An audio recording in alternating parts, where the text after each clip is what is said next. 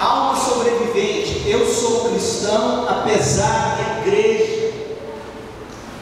Coisa terrível.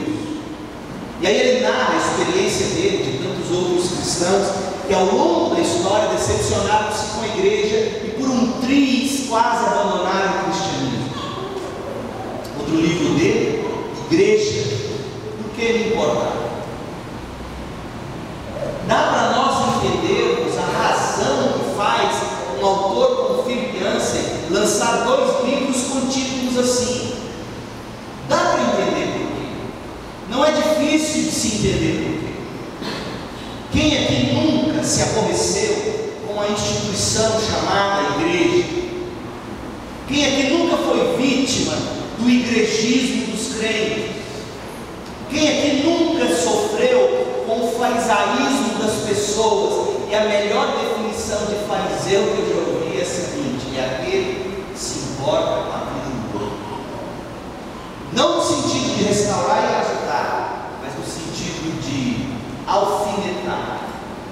Quem aqui nunca foi vítima de legalismos, de ativismo da igreja, de fofocas, de escândalos, de intrigas?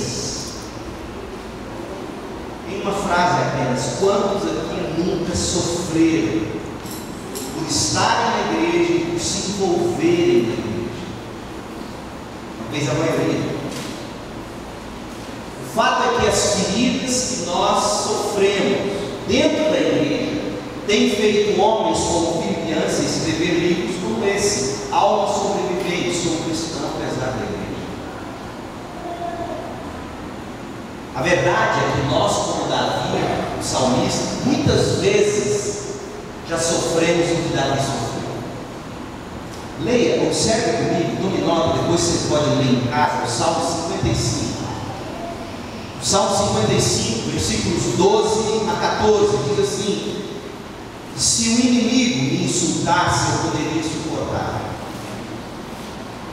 Se um adversário se levantasse contra mim, eu poderia defender-me. Mas logo você, meu colega, meu companheiro, meu amigo chegado, você com quem eu compartilhava a agradável comunhão, enquanto íamos com a multidão festiva para a casa de Deus.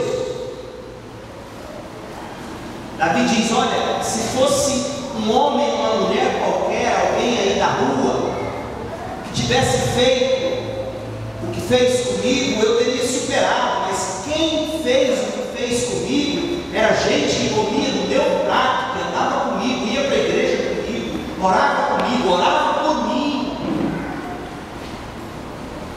Quem aqui nunca foi vítima desses ataques de escorpiões dentro da igreja?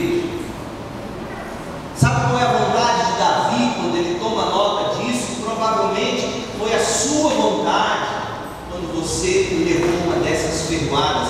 Olha o que ele diz no mesmo Salmo 55, versículos 6 a 8, ele diz assim: então eu disse, quem dera eu tivesse asas como a pomba, voaria até encontrar repouso. Sim, eu fugiria para bem longe,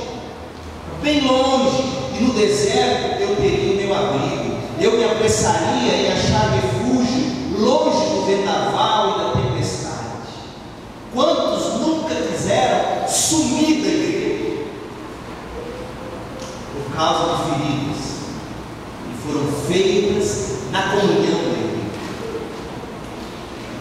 Por isso que eu faço a pergunta: por que é que eu e você devemos nos preocupar com a igreja? Como pastor, irmão, eu que me converti aos 19 anos de idade, deu tempo suficiente para conviver com alguns amigos lá no que nós chamamos de mundo. Uma das coisas mais chocantes para mim foi perceber que entre nós evangélicos, crentes, muitas vezes há menos camaradagem do que lá fora. E como pastor hoje eu tenho refletido bastante, vira e mexe, eu me pego pensando: por que é que eu devo continuar acreditando na igreja? Por que é que eu devo continuar acreditando na Igreja Batista Central de Campinas, a igreja que me acolheu quando eu comecei o ministério há 30 anos atrás? teve carinho e paciência, apesar de todas as dificuldades que obviamente a gente tem em qualquer ministério. Mas apesar de tudo isso, quantas vezes diante dos embates e das lutas que são normais, vira e mexe, eu me pego questionando: por que eu devo continuar envolvido, servindo aqui nessa igreja? Enquanto tantos criticam, enquanto tantos saem para outras igrejas porque dizem que o programa da outra igreja é melhor do que o meu, o nosso. E gente que quando estava na nossa igreja não pegava nem um copo d'água para o pastor,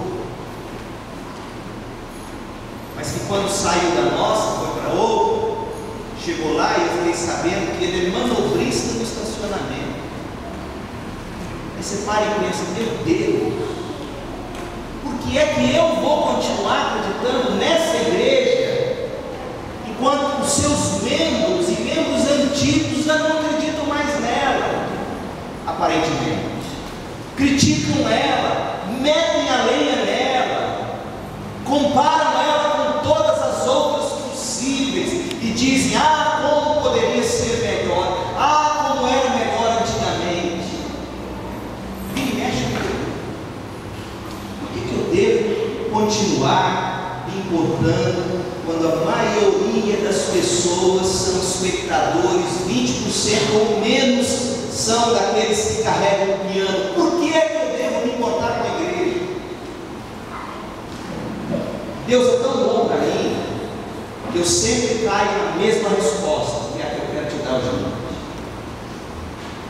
Quando eu caio nessa resposta, minhas forças são renovadas, o meu vigor é retomado, meu fôlego é recomposto e me dá vontade e ânimo e gás e alegria para continuar servindo a igreja, apesar dos seus crentes. E é o que eu queria trazer para você hoje.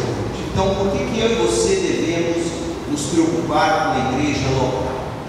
Apesar de tudo,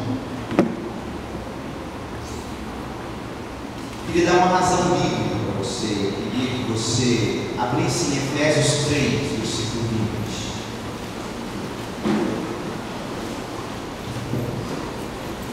20. Efésios 3, 20.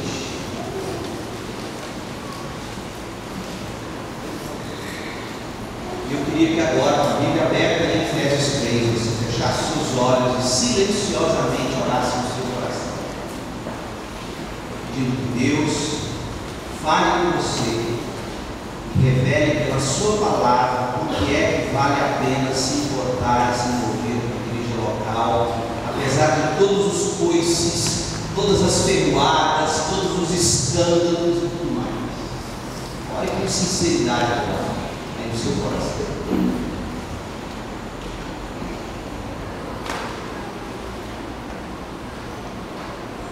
Pai querido, num auditório como esse, as necessidades, as carências são inumeráveis. Temos aqui pastores, colegas, missionários, evangelistas, profissionais liberais, voluntários. Temos um auditório como esse, pessoas de todos os tipos e com todos os tipos de dores e decepções diferentes, e também expectativas diferentes. Eu quero te pedir que nessa noite o Senhor pegue essa minha palavra, esses 5 pães e 2 peixinhos, e multiplique isso, matando a nossa fome e a nossa sede, fazendo-nos entender o que é que vale a pena se importar com a gente. Tenha misericórdia de nós e fale conosco, em nome de Jesus. Efésios 3, 20 e 21 diz assim: aquele que é poderoso para fazer infinitamente mais do que tudo que pedimos ou pensamos, de acordo com o seu poder que atua em nós. A Ele seja a glória na igreja e em Cristo Jesus, por todas as gerações, para todo o sempre.